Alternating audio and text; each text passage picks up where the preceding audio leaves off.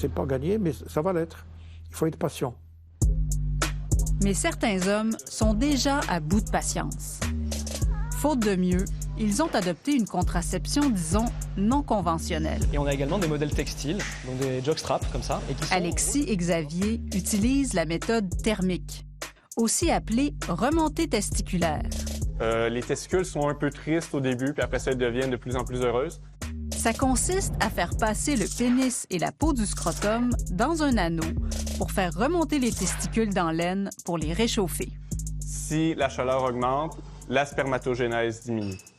Et la spermatogénèse, à la fois dans la création des spermatozoïdes, mais aussi dans ce qu'on pourrait appeler leur qualité. C'est-à-dire non seulement on en a peu, mais ils bougent pas beaucoup. Ça se fait avec des anneaux en silicone ou un sous-vêtement un peu particulier. Ça, c'est un jockstrap.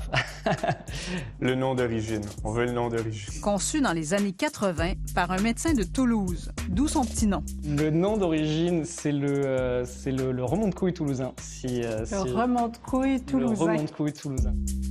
Surnom rigolo, mais démarche sérieuse. Il y a ce travail autour de l'équité contraceptive qui nous tient à cœur et c'est un peu pour ça qu'on milite. Le groupe espère populariser la méthode au Québec. Moi, ce que j'avais compris, c'est qu'il fallait que ça soit porté à un minimum de 15-16 heures par jour. Il faut dire qu'il y a de quoi hésiter. Le dispositif doit être porté toute la journée. Au niveau du confort, je dirais que c'est la même chose qu'avec les lunettes. On les cherche, on réalise qu'ils sont sur notre nez, c'est un peu ça. Maintenant, le de départ est un tout à fait légitime.